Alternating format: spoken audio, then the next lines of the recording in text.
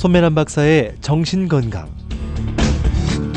이 시간 한국상담개발원 원장이자 경기대학교 심리상담전문연구원 주임교수인 손매란 박사님과 함께합니다. 안녕하세요. 오늘의 정신건강의 주제는요, 인간관계의 원리와 정신건강 두 번째 시간입니다. 우리가 로마서 15장 1절을 지난 시간에 가졌는데요, 1절과 2절 그리고 7절을 읽어드리겠습니다. 우리 강한 자가 마땅히 연약한 자의 약점을 담당하고 자기를 기쁘게 하지 아니할 것이라. 우리 각 사람이 이웃을 기쁘게 하되 선을 이루고 덕을 세우도록 할지니라. 마지막 7절은요, 이러므로 그리스도께서 우리를 받아 하나님께 영광을 돌리신 같이 너희도 서로 받으라 라고 하는 말씀입니다. 우리는 이웃을 기쁘게 하는 일입니다. 인간관계의 두 번째 원리입니다. 그래서 본문 2절에 우리 각 사람이 이웃을 기쁘게 하되 선을 이루고 덕을 세우도록 하는 것입니다. 우리 자신이 기쁨을 소유해야 내가 남에게 기쁨을 줄 수가 있습니다. 그러니까 남에게 기쁨을 주려면은 내가 기뻐져야 된다는 것입니다. 고린도후서 2장 2절에 보면요, 또 무리를 대하여 나의 기쁨이 너의 기쁨인 줄 확신함이로라, 이런 말씀이 있거든요. 다시 말하면 나 자신이 기쁨이 넘쳐야 남에게 기쁨을 줄 수 있다는 것입니다. 우리 주변에 업무 능력이 뛰어나고요, 대인관계가 완만하고 늘 활기찬 모습에 즐겁게 살아가는 사람들이 있습니다. 개인적으로 사회적으로 크고 작은 성공을 거머쥔 잘 나가는 사람들의 비결은요, 다름 아니라 뇌세요, 이 세로토닌 신경이 늘 활성화된 사람들입니다. 그래서 세로토닌 신경이 활성화된 사람들은요, 몸과 마음이 활기 있게, 이렇게 기쁘게 살아가는 행복 물질인 것입니다. 그런데 우리가 스트레스를 받게 되면은 세로토닌이 공격을 받아가지고 세로토닌 신경의 손상을 받게 되는 것입니다. 나의 뇌에 세로토닌 신경 물질이 활성화되어서 나의 기쁨, 이 기쁨이 남의 기쁨이 되도록 우리가 작동을 해야 되는 것입니다. 그런데요, 심리학의 그 원리는요, 나의 기쁨이 있잖아요. 그 기쁨이 왜 남에게 줄 수가 있냐? 그것이 공명현상입니다. 그래서 디도의 기쁨으로 우리가 더욱 많이 기뻐했다. 고린도전서 17장 13절의 말씀이거든요. 다시 말하면요, 기쁨은 에너지입니다. 에너지는요, 파동을 통해서 전달이 되는 것입니다. 그래서 기쁨은 남에게 훨씬 더 많은 기쁨을 주게 되는 것입니다. 그래서 공명형상은 원래는 물리학적 용어입니다. 저는 이것을 이제 심리학적 용어로 지금 바꿔서 사용을 하고 있습니다. 그러나 기쁨을 자신의 유익을 위해 쓰는 도구로 삼을 때 그것은 힘을 잃어버립니다. 예수님은 본문에서 보면은 자기를 기쁘게 하지 아니하느니라 했습니다. 자신을 기쁘게 하다가는요, 그것은 결코 오히려 문제가 된다는 것입니다. 자기를 위한 기쁨은요, 미숙한 인격입니다. 자기 욕심에 빠진 자이기 때문에 그렇습니다. 자기 중심적인 기쁨은요, 타인과의 인간관계를 파멸로 이끌어 버리는 것입니다. 그래서 우리가 이웃을 기쁘게 하는 그런 기쁨은요, 사랑으로 충만한 기쁨이어야 되는 것입니다. 그래서 내가 너희 사랑으로 많은 기쁨과 위로를 얻었노라, 빌레몬서 1장 7절에서 말씀하고 있는데요, 기쁨은 사랑으로 충만해야 됩니다. 사랑을 전제로 한 기쁨만이 남을 기쁘게 하는 원동력이 되는 것입니다. 사랑이 없는 기쁨은 진정으로 기쁨이 아닙니다. 사랑이 가득한 가슴이 우리 이웃에게 많은 기쁨을 선물할 줄 믿습니다. 또 이 이웃을 기쁘게 하는 것은요, 상대를 대접하는 행위입니다. 인간관계에 기독교 황금률이 있습니다. 무엇이든지 남에게 대접을 하고자 하는 대로 너희도 남을 대접하라고 하는 말씀입니다. 대접하다고 하는 원어는요, 포이에오인데요, 베풀다 그런 뜻입니다.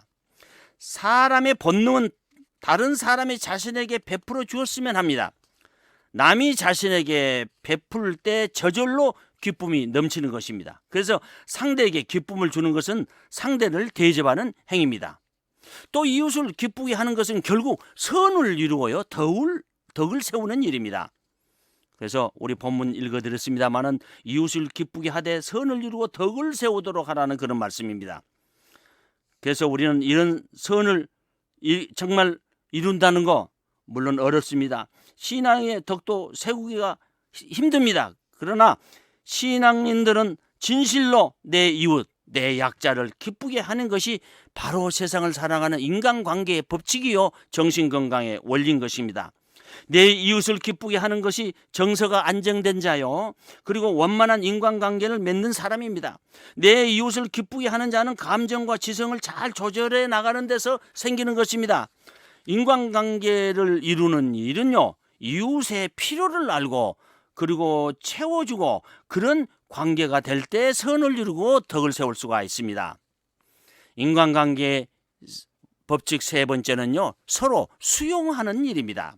그래서 7절에 보니까 이러므로 그리스도께서 우리를 받아 하나님께 영광을 돌리신 같이 너희도 서로 받으라고 하였습니다. 강한 자나 약한 자나 우리 모두가 지니할 인간관계의 원리는요, 서로 수용하는 일입니다. 수용은요, 있는 그대로 받아주는 일입니다. 성격이나 환경, 그리고 습관이나 문화 있는 그대로 받아주는 것입니다. 우리가 부부간에도 가장 중요한 것이요, 우리가 사랑이란 말을 쓰는데 그 이면은요, 중요한 것은 수용입니다. 있는 대로 받아두지 않으면 안 되는 것입니다. 그래서 우리는 성격을요, 나와 다른 이웃의 성격을요, 그대로 받아줘야 됩니다. 인간관계를 결정짓는 것이 바로 성격입니다. 우리 성격에는요, 여러 가지가 있습니다. 강한 성격도 있고 부드러운 성격도 있고 아주 고지식한 성격도 있고 또 감정 기분이 세심한 또 그런 성격도 있고 다 다릅니다. 그래서 우리는 이런 성격을요, 다 다른 성격을 서로 우리가 다르게 지음을 받았다는 사실을 깨닫고 서로 이해하고 수용하는 것이 인간관계를 맺는 가장 좋은 일이요, 그것이 성공과 행복, 치유로 가는 원리라는 것입니다. 그리고 현실적인 환경을 서로 수용하는 것입니다. 빌립보 4장 11절 12절에 보면요, 내가 궁핍함으로 말하는 것이 아니라 어떤 형편이든지 나는 자족하기를 배운다라고 말씀하고 있습니다. 나는 비천에 처한 줄도 알고 풍부에 처한 줄도 알아서 모든 일, 곧 배부름과 배고픔과 풍부와 궁핍에도 처할 줄 아는 일체의 비결을 배운다라고 말씀하고 있습니다. 어떤 환경이든지 수용하지 않으면 원망과 불평이 뒤따르고 다시 죄를 물들고 자살까지 하게 되는 것입니다. 환경을 수용하는 자만이 감사가 나오고요, 기쁨이 넘치게 됩니다. 현실이 어떠한 것이든지 수용하는 사람은요, 정서적으로 안정된 사람들입니다. 우리가 사업이 망하고요, 배우자가 사망을 하고 직장에서 쏙 쫓겨나고 대학에서 낙방을 할 수 없는, 또 말할 수 없는 병에 시달릴지라도 현실을 있는 그대로 수용하는 사람이 정신 건강을 유지하는 척경의 길인 것입니다.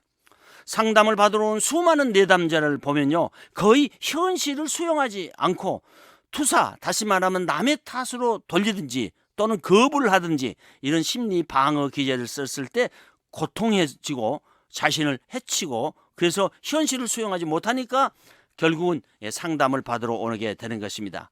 우리가 서로 다른 문화와 가치관도 수용하는 자세, 이것이 결국 어떤 것이냐, 서로를 수용하는 것이 하나님께 영광을 돌리는 일이라는 것을 우리가 명심해야 되겠습니다. 하나님께 영광을 돌리는 것이 바로 수용하는 일이라는 것을 우리가 깊이 깨닫고 인간관계에서 성공하는 사람들이 되기를 바랍니다. 감사합니다. 오늘도 좋은 하루가 되시길 바랍니다. 지금까지 한국상담개발원 원장이자 경기대학교 심리상담전문연구원 주임교수인 손매란 박사님의 정신건강으로 함께했습니다.